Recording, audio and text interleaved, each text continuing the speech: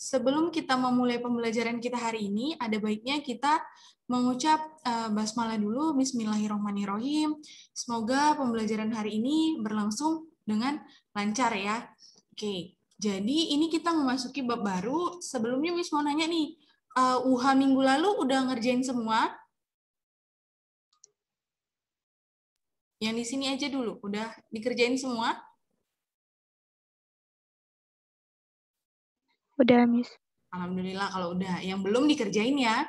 Nah, jadi kita masuk ke bab terakhir nih untuk kelas 10. Jadi ini bab terakhir kalian mengenai pencemaran lingkungan. Jadi bab pencemaran lingkungan ini nanti apa aja sih yang harus kita pelajarin? Nah, yang perlu kalian pahamin di bab pencemaran lingkungan ini. Oke. Nah, di sini kalian harus tahu nih, untuk pertemuan ini kita harus tahu nih, kalian mengenai perubahan lingkungan, penyebab terjadinya pencemaran lingkungan, jenis-jenis pencemaran lingkungan, dan faktor terjadinya baik itu nanti pencemaran air maupun dampak pencemaran air.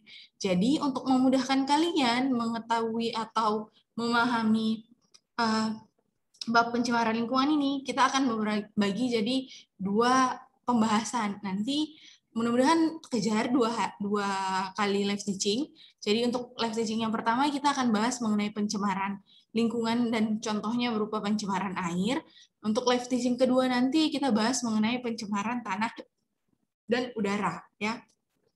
Mungkin kalian udah ada dasarnya, kalian mungkin udah baca atau udah pelajarin ini di kelas 7 SMP kalau misalnya salah.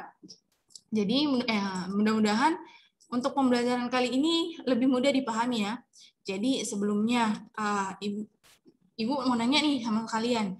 Menurut kalian sendiri, apa sih yang dimaksud dengan pencemaran lingkungan? Sebelum kita memulai pembelajaran kita hari ini.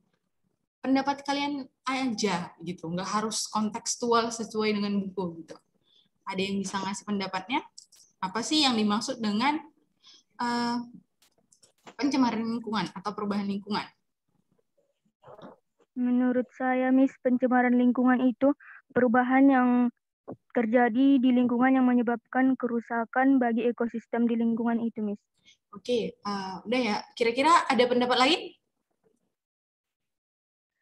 Menurut saya, Miss, pencemaran lingkungan masuknya polutan atau zat-zat berbahaya ke lingkungan tersebut, Miss.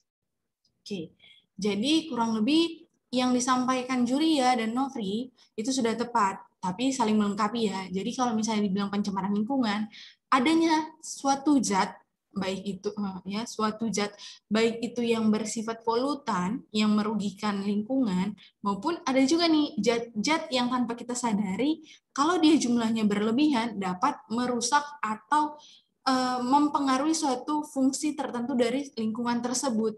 Jadi akibat adanya zat tersebut, fungsinya ini akan hilang atau berubah gitu. Ya, itulah yang menyebabkan terjadinya pencemaran lingkungan. Pencemaran lingkungan itu diawali dengan adanya perubahan lingkungan, ya.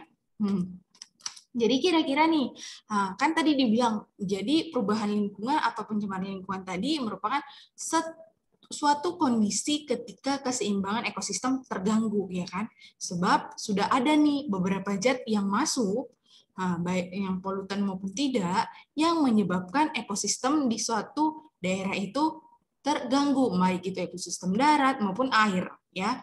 Nah, jadi kalau misalnya di sini yang harus kalian tahu, yang harus kalian perhatikan ada beberapa faktor nih yang dapat menyebabkan terjadinya pencemaran lingkungan, ya, faktor alam maupun faktor manusia. Kalau faktor alam biasanya berhubungan dengan bencana alam, baik itu banyak nih kalau bencana alam ya kan, erupsi gunung, gempa bumi dan lain-lain. Nah, kalau faktor manusia, ini sebenarnya seharusnya kalau edukasi atau tingkat edukasi kita manusia gitu kan tinggi, kita bisa nih mengendalikan terjadinya pencemaran lingkungan ini agar tidak terlalu signifikan gitu kan, atau tidak terjadi sama sekali, tergantung dengan edukasi yang kita dapat mengenai apa sih dampak dari pencemaran lingkungan sama kita. Jadi kita harus seharusnya dengan belajar tentang pencemaran lingkungan ini, kita itu diharapkan dapat aware gitu ya, dapat aware terhadap isu lingkungan hidup yang terjadi saat ini, baik itu penurunan keanekaragaman hayati, kerusakan lingkungan, dan yang lain. Ya, nah, jadi faktor manusia ini, hal-hal yang paling menyebabkan itu biasanya adanya pembukaan lahan. Jumlah populasi manusia gitu kan di bumi meningkat, otomatis pembukaan lahan makin meningkat sebab butuhnya satu sumber lahan untuk penghasilan, misalnya lahan istilahnya komersial untuk dibuat bangunan, jadi pertanian atau tempat peternakan dan lain-lain gitu ya. Terus ada juga nih perburuan dan penebangan. Jadi adanya keanekaragaman hayati ini bisa jadi nih sama kita manusia, kita melakukan eksploitasi atau penggunaan sumber daya alam yang terlalu berlebihan dengan cara perburuan maupun penebangan. Inilah nanti dengan adanya ini yang akan menyebabkan pencemaran lingkungan dapat terjadi ya dari kegiatan aktivitas kita sehari-hari pun bisa jadi nih. Misal limbah banyak ya. Nah, jadi pencemaran lingkungan ini ada beberapa jenis nih. Yang paling sering kalian tahu ini ada pencemaran air ya. Pencemaran air, pencemaran tanah, pencemaran udara, ya, pencemaran cahaya maupun nanti pencemaran suara ya. Jadi ini salah satu hal ya, ini beberapa pencemaran yang disebabkan kebanyakan sih ini disebabkan oleh manusia. Faktor alam cenderung lebih memang ada kontribusi faktor alam tapi kebanyakan dari kita yang memperparah terjadi pencemaran lingkungan ya. Jadi kita akan lanjut nih mengenai pencemaran air.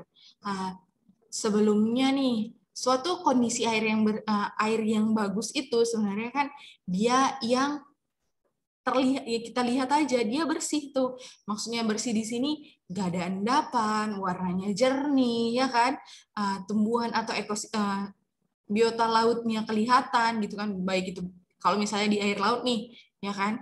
Nah, jadi kalau disebut sebagai pencemaran air apa sih gitu ya. Jadi masuknya bahan pencemar atau polutan ke lingkungan air yang menyebabkan kualitas air akan menurun ke tingkat tertentu sehingga tidak dapat berfungsi sebagai fungsinya atau sesuai dengan peruntukannya gitu ya.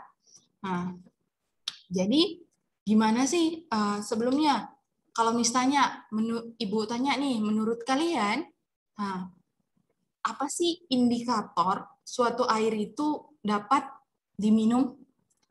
Ini nih, kalian kan minum setiap hari, aktivitasnya minum setiap hari, walaupun lagi puasa, nanti buka, hal yang pertama kali kalian konsumsi itu mungkin dianjurkan kan minum yang makan yang manis nih, misal kayak makan kurma, pasti minum kan. Nah, kira-kira air yang sebenarnya bisa kalian minum gitu, kriteria air yang baik untuk diminum itu menurut kalian sendiri yang gimana? Tidak berbau, tidak berasa, dan tidak berwarna, Miss. Tidak berbau, tidak berasa, dan tidak berwarna. Oke, kira-kira ada yang lain? Pendapat yang lain?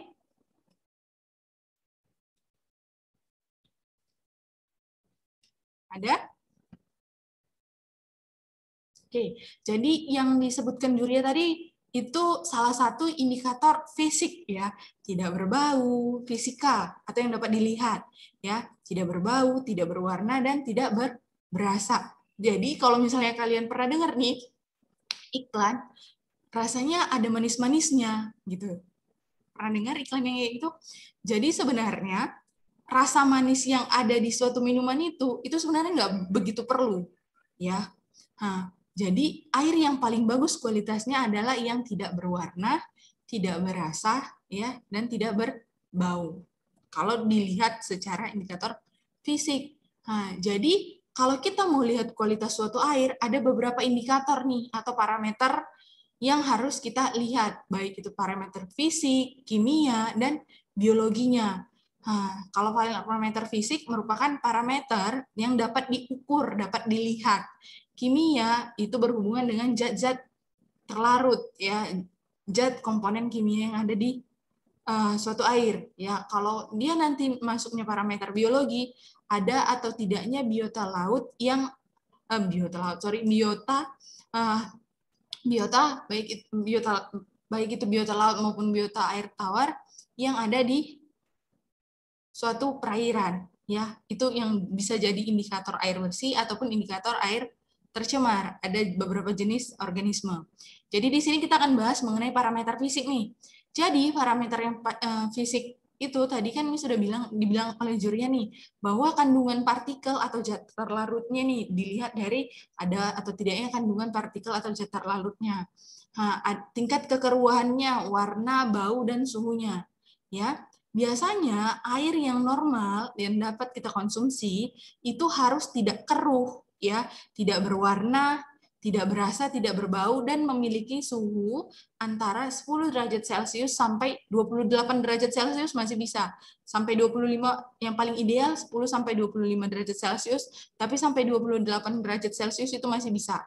Ya, intinya dia tidak meninggalkan endapan dalam bentuk apapun, ya.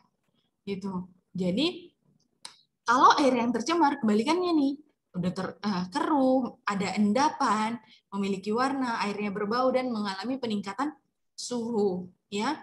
Nah, kalau dia parameter kimia, gitu. Jadi misalnya, kalian pernah dengar nggak kalau orang yang mau diet itu banyak-banyak aja minum air hangat, gitu? Pernah dengar nggak? Pernah, Miss. Nah, jadi itu penggunaan air panas atau air hangat untuk diet itu sebenarnya tidak terlalu efisien. Sebab air yang dapat istilahnya dapat secara baik dikonsumsi oleh tubuh itu adalah air dengan suhu yang tadi nih, suhu ruangan paling bagusnya, yang paling sering mudah kita temui, 25 sampai 28 derajat Celcius, tidak terlalu dingin dan tidak terlalu panas. Maupun jadi yang hangat itu pun biasa enggak seharusnya gitu kan, soalnya kalau hangat itu biasanya udah di atas 35 sampai 50 derajat gitu ya. Oke. Nah, ada dua nih parameter kedua, yaitu parameter kimia. Nah, jadi ada juga nih, biasanya mungkin kalian pernah nih ketemu, misal kalian di kampungnya ada Indomaret atau Alfamart gitu ya. Jadi di situ itu ada dijual nih istilahnya air dengan kandungan alkali tinggi. pH-nya sekian, pH-nya sekian. Itu memang bagus ya airnya. Karena air yang baik itu adalah air yang dengan pH basa. Jangan yang asam. Kalau yang asam ini tidak dapat dikonsumsi. Jadi yang paling baik itu atau idealnya itu pH-nya itu di normal 6,7 sampai 7,5 sampai itu yang biasanya kita konsumsi. Ya. Nah, terus ada lagi nih beberapa kandungan yang jadi parameternya, yaitu BOD-nya, COD, dan DO. Apa sih itu, Bu? Gitu ya. Nah, kalau BOD itu Biochemical Oxygen Demand. Maksudnya, ukuran kandungan oksigen terlarut di dalam suatu air yang diperlukan oleh mikroorganisme untuk menguraikan bahan organik. Ya. Jadi, kandungan oksigen terlarut yang diperlukan oleh mikroorganisme di dalam menguraikan bahan organik yang ada di dalam air. Nah, kalau COD, Chemical Oxygen Demand, ini dia jumlah bahan maksudnya di sini adalah bahan organik di dalam air yang telah diuraikan oleh mikroorganisme. Nah, ini kandungan oksigennya harus sesuai nih dengan berapa jumlah kandungan oksigennya yang dibutuhkan dalam suatu mikroorganisme untuk dapat mengurainya, itu dah gitu ya. Nah, kalau dissolved oksigen itu adalah ukuran kandungan oksigen terlarut di dalam air. Nah, jadi untuk apa sih, Bu, kita tahu ini gitu ya. Jadi kalau BOD nih, BOD dan DOD dan COD ya, COD bukan cash on delivery ya, bukan ya, beda ya. Nah, BOD dan COD ini dia berbanding lurus. Kalau tingkat BOD-nya tinggi, biasanya COD-nya juga akan tinggi. Namun DO di sini dia berbanding terbalik dengan BOD dan COD. Ya, kalau biasanya BOD dan COD-nya tinggi, otomatis DO-nya rendah. Nah, jadi kalau untuk mengukur kualitas air yang tercemar, kita lihat aja nih. Nilai BOD-nya tinggi, nilai COD-nya tinggi, namun nilai DO-nya rendah, berarti air itu sudah tergolong tercemar, ya. Nah, ada juga nih, bisa dilihat dari kandungan zat kimianya. Kalau adanya zat bersifat toksik. Nah, zat bersifat toksik ini banyak ya. Ada timbal, timah, terus merkuri, amoniak, dan lain-lain. Itu nggak boleh dikonsumsi air yang mengandung zat berbahaya tadi, beracun tadi. Nah, gitu ya. Tapi ada juga nih, kalau dia air yang paling bagus kita konsumsi adalah air yang mengandung mineral yang tinggi. Misalnya ada zinc, magnesium, kalsium, besi, dan fosfor, dan lain-lain. Ya, itu adalah contoh air yang baik dapat dikonsumsi, yang bebas dari toksik dan mengandung kaya akan mineral, kayak gitu ya. Oke. Nah, sedangkan kalau dibilang dengan parameter biologi, kita memerlukan bioindikator. Apa sih bioindikator, Bu? Organisme yang menghuni suatu habitat yang dapat menunjukkan kualitas suatu lingkungan tersebut, ya, gitu. Contohnya nih, kalau kita mau lihat perairan itu tadi dia yang bersih nih. Contohnya ini ada cacing planaria maupun capung. Kalau kalian pernah jumpa, misal kalian main-main nih ke Sembahe, tapi sekarang Miss nggak tahu sih, dulu masih ada beberapa, ya, atau masuk ke dalam lagi ke arah pegunungannya. Nah, gitu ya. Kalau terdapat cacing planaria di dalam satu sungai, gitu ya, cacing planaria ini warnanya transparan, kecil gitu. Nah, jadi cacing planaria ini dia sebagai indikator ekosistem air itu bagus atau tidak tercemar. Karena kalau misalnya cacing planaria ini nggak ada di sungai, berarti itu menunjukkan dia tidak dapat bertahan hidup. Berarti airnya sudah tercemar, gitu ya. Nah, kalau capung, biasanya kan kita tahu capung itu mengkonsumsi jentik-jentik nyamuk. Nah, jadi dia itu bisa digunakan sebagai bioindikator dari air yang bersih, kalau ada. Namun, kalau dia tergolong air yang tercemar, bisa dilihat nih ada atau tidaknya cacing tubifax. Biasanya cacing tubifax ini sebagai pengakumulasi logam berat, sama dengan Melanoisis tuberculata atau masuk ke keong. Ya, itu salah satu jenis keong yang pengakumulasi logam berat juga nih. Kalau misalnya nih diambil keongnya tadi terus dilihat kandungan zat logam beratnya tinggi, berarti air tersebut memiliki kandungan logam berat yang tinggi. Ada juga ikan badar putih, ikan keting. Nah, kalau alga hijau biru, Kistis SP itu juga salah satu bioindikator dari perairan tercemar, ya. Nah, jadi sebelum ininya juga ada juga nih, air itu bisa dibagi menjadi beberapa kelas. Jadi ada kelas 1 dari sampai dengan kelas 4. Ini pembagian yang berdasarkan peraturan pemerintah nomor 82 tahun 2001 pasal 8. Kenapa sih Miss harus dibagi-bagi? Jadi nggak semua air bisa dikonsumsi, nggak semua air itu diperuntukkan untuk sarana prasarana, nggak semua air diperuntukkan untuk pengaliran pertanaman, gitu ya, tanaman. Jadi kelas 1 itu air yang diperuntukkan untuk diminum. Kelas 2 diperuntukkan untuk sarana rekreasi, pembudidayaan ikan air tawar, dan peternakan maupun pengaliran pertanaman. Kelas 3, air yang diperuntukkan untuk pembudidayaan ikan air tawar, peternakan, dan juga mengaliri pertanaman, dan lainnya. Kalau kelas 4, dia hanya digunakan untuk mengairi pertanaman. Ya, itu bedanya.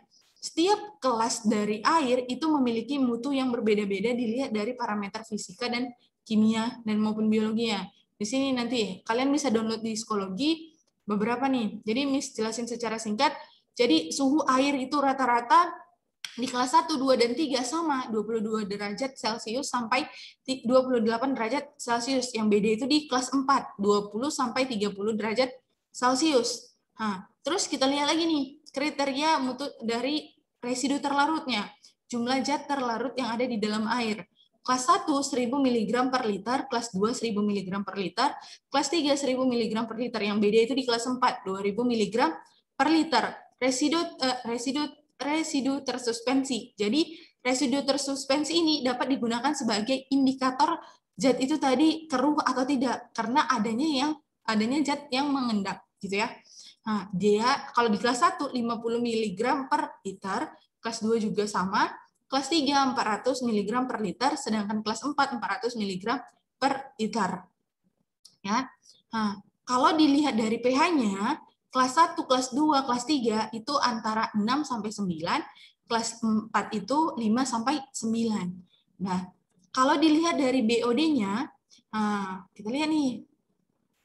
Jadi ini batas maksimalnya ya, Nak. BOD, COD ini batas maksimalnya. Batas maksimal BOD pada kelas 1 kurang dari 2 mg per liter.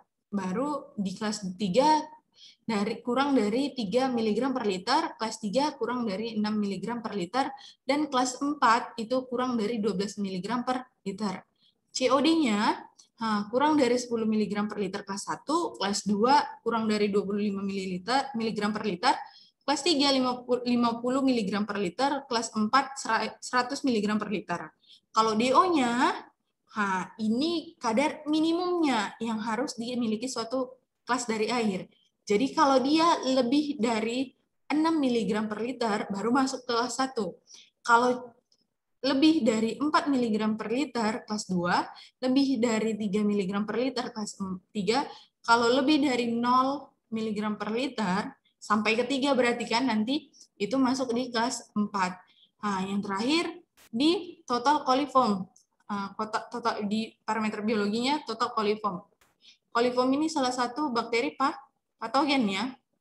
Nah, jadi di dalam 100, kalau di kelas 1, 100 ml air harus biasanya yang bisa masuk ke dalam kelas 1 ini hanya berjumlah 1000 spesies dari coliform gitu ya. Nah, kelas 2 5000 per 100 ml air, 10.000 per 100 ml air untuk kelas 3, 10.000 per 100 ml air di kelas 4 gitu ya. Nah, coba nih ada soal. Jika dalam suatu wadah terdapat air yang telah diuji kualitasnya dengan 3 parameter dan didapatkan hasil bahwa air tersebut memiliki suhu 27 derajat, pH berkisar 6, kandungan BOD-nya 5 mg per liter, kandungan COD-nya 40 mg per liter, dan DO-nya 2 mg per liter. Berdasarkan deskripsi di atas, air tersebut masuk ke kelas 1, 2, 3, atau 4 kira-kira.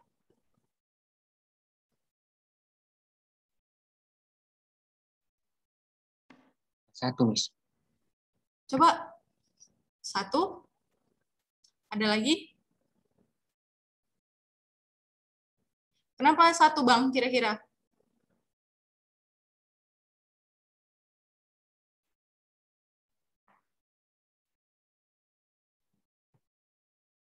Langsung kita bahas ya. Jawabannya kenapa tadi dijawab kelas 1. Kita lihat, kalau suhu 27 derajat Celcius, kita lihat tabelnya, 27 derajat Celcius, semuanya bisa masuk ya. Berarti baik kelas 1, 2, 3, dan 4 bisa. Ya. Belum bisa ditentukan nih. pH berkisar 6. Nah, kita lihat nih, semua bisa nih. Sebab lihat di kelas 4 pun 5 sampai 9. Berarti di sini 6 masuk kan? Nah, kita lihat lagi nih. Kandungan BOD-nya 5 mg per liter. Kita lihat nih. Ya, kurang dari 5 mg per liter. Kandungan BOD-nya 5 mg per liter. Lihat ya.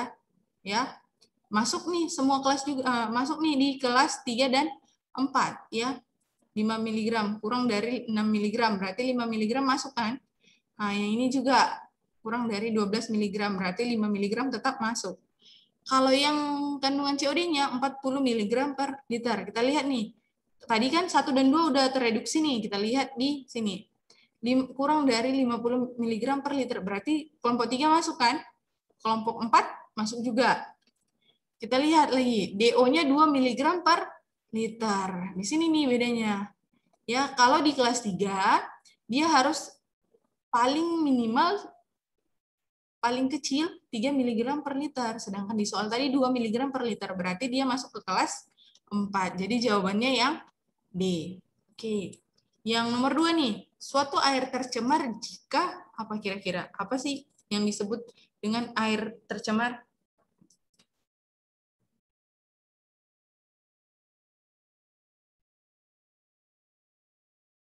Ada yang tahu? C, Miss. C. Terjadinya alga blooming. Ada yang tahu alga blooming itu apa?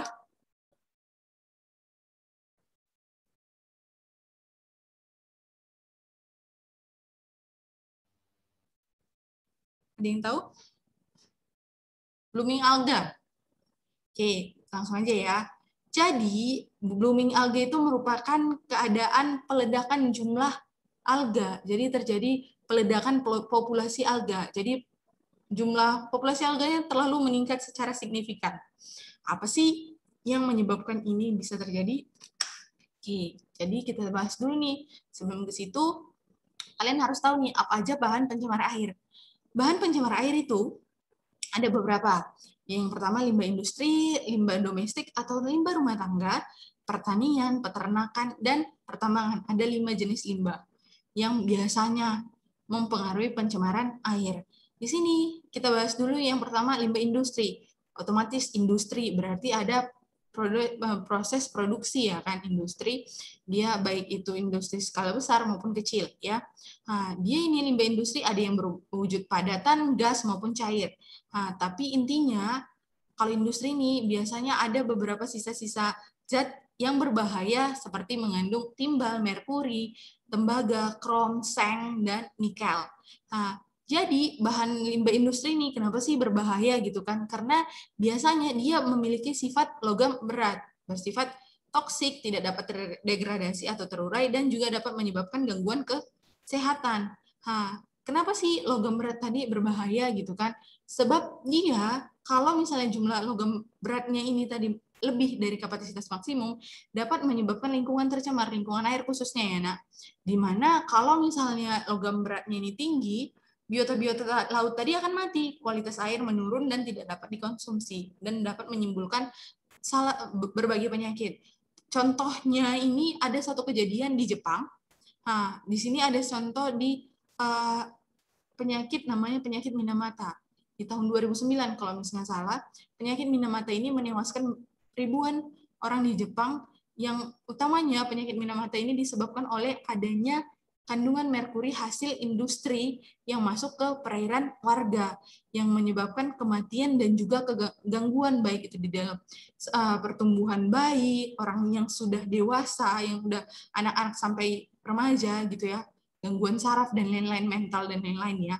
Inilah disebut sebagai penyakit Minamata karena dia penyakit ini adanya di daerah Sungai Minamata yang ada di Jepang gitu ya. Oke. Lanjut lagi nih, limbah domestik. Ini nih yang paling sering kita rata-rata pasti ngasilin. Nah, contohnya nih penggunaan dari sampah organik. Nah, baik itu sayur, kulit buah, dan lain-lain. Biasanya kan nggak semua bagian sayur kita gunain. Ada yang jelek kita rasa kita buang gitu. Sebenarnya nggak harus, kita bisa gunain lagi gitu ya. Nah, bisa kita gunakan kembali. Yang tadi nggak langsung dibuang, jangan langsung dibuang sebaiknya. Ya, terus ada tinja manusia, plastik botol gitu kan, plastik styrofoam dan lain-lain nih. Ada juga air bekas cucian baik itu yang mengandung deterjen, baik itu sabun mandi, cuci piring maupun sabun cuci baju kita gitu ya. Jadi ada beberapa dampak nih, dia menimbulkan berbagai penyakit dan juga dapat menyebabkan banjir. Nah, ada juga limbah pertambangan. Biasa sama dengan hampir mirip dengan limbah industri, cuman ini hasil tambang. Ya ada kayak penggunaan merkuri, batu bara, tambang minyak gitu ya. Nah, ini dia dampaknya ke ketidakstabilan lingkungan air dan juga menyebabkan biota laut tercemar maupun mati gitu ya. Nah, yang ini berikutnya ada limbah pertanian yang berasal dari limbah pertanian. Biasanya ini aktivitas penggunaan pupuk, baik itu pupuk kompos maupun baik pupuk kompos maupun pestisida gitu ya. Nah, kalau pupuk ini tadi kan kita lihat pupuk kimia banyak digunakan nih, baik itu pupuk kompos, pupuk kimia itu, tapi lebih istilahnya yang paling berpengaruh itu penggunaan pupuk kimia. Biasanya pupuk kimia itu kan identik dengan satu zat aja unsur yang ada, misal penggunaan fosfat gitu. Nah, ya, cuma satu. Kalau pupuk kompos kan dia lebih banyak gitu dan jumlahnya lebih sedikit-sedikit dari beberapa komponen yang ada gitu ya. Jadi penggunaan pupuk kimia dan pestisida tadi dapat menyebabkan limbah pertanian nih. Nah, contohnya limbah pertanian tadi kita tahu dia kan memberikan ke tanaman nih. Tanaman tadi akan menyerap pupuk tadi, beberapa pupuk tadi, nggak semua pupuknya tadi akan terserap dengan baik oleh tanaman. Beberapa lagi akan masuk ke dalam tanah, dibawa oleh air menuju sungai maupun laut maupun danau. Ya, jadi sungai, danau gitu nanti akan berkumpul masuk ke muara ke laut. Ya, jadi peristiwa ini nanti akan menyebabkan biasanya kalau jumlah fosfat maupun nitrogennya tinggi akan menyebabkan terjadinya eutrofikasi. Apa sih eutrofikasi, Miss? Peledakan jumlah biota air perairan dangkal yang meningkat ya. Jadi meningkat jumlahnya menyebabkan pendangkalan atau nanti kesulitan nih matahari masuk. Nah, sehingga menyebabkan kadar oksigen yang ada di air tadi menurun gitu ya. Nah, ini juga bisa eutrofikasi ini juga dapat disebabkan oleh limbah peternakan. Nah, soalnya biasanya limbah peternakan pun kan berkontribusi dalam menghasilkan fosfat dan nitrogen, baik itu dari fesesnya ataupun urinnya, gitu ya, maupun sisa-sisa makanannya. Nah, tuh apa sih dampak dari pencemaran air tadi? Jadi kalau kita lihat pencemaran air pasti identik dengan satu, menurunnya kualitas air yang akan kita konsumsi. Yang kedua, biasanya pencemaran air ini identik dengan adanya apa nih? Nah, biasanya kan ada sampah nih di air yang dapat menyebabkan air tercemar, akan menyebabkan banjir. Nah, atau yang disebut sebagai aliran air berlebih yang merendam daratan. Penyebab banjir ini, nah, kita lihat tersumbatnya air akibat sampah, curah hujan yang tinggi, kurangnya daerah resapan air. Jadi kalian sebagai siswa, kalian bisa nih bikin daerah resapan air sendiri dengan pembuatan biopori nih. Nah, daerah resapan buatan gitu, dibuat lubang di dalam tanah, kalian masukin nih nanti rerumputan serasa-serasa di dalamnya, baru kalian tutup pakai jaring gitu ya, untuk membantu proses penyerapan airnya lebih cepat dan jumlahnya lebih banyak, sehingga banjir tidak akan terjadi di daerah kalian gitu ya. Nah, dan juga dapat terjadi karena alih fungsi daerah perairan. Nah, dampaknya banyak nih, dampak banjir, kerugian materi maupun penyakit maupun ekosistem alami terganggu dan menimbulkan korban jiwa biasanya. Apa sih yang dapat digunakan, apa sih penanggulan banjir yang dapat kita kerjakan? Reduce, reuse, recycle. Ini udah pasti kalian tahu kan? Reduce apa aja, reuse, recycle, tahu kan? Nah, coba ada yang bisa ngasih satu contoh reuse nggak?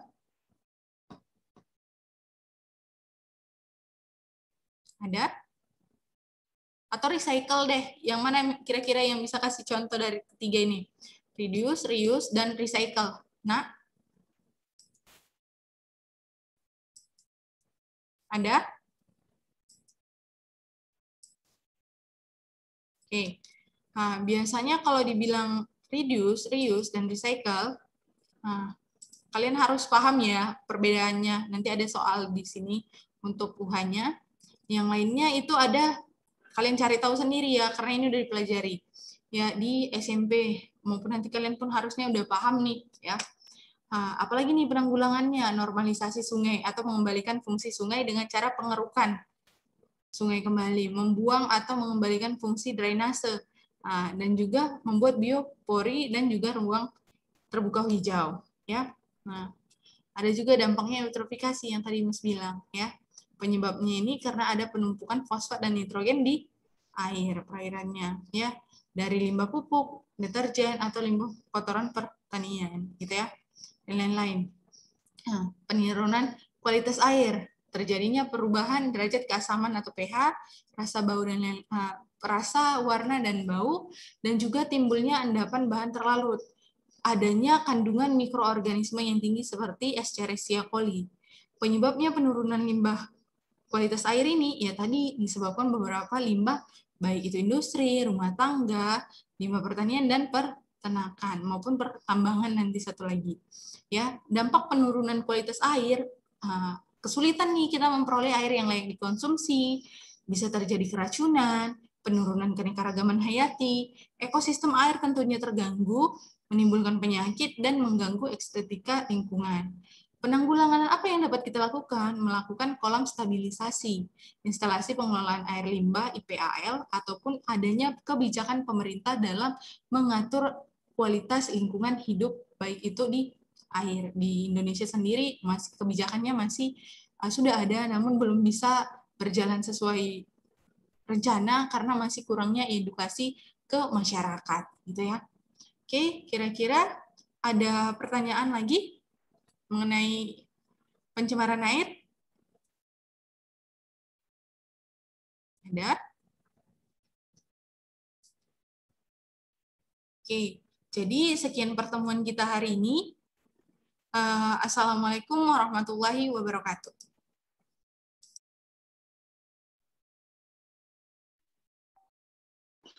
Waalaikumsalam warahmatullahi wabarakatuh.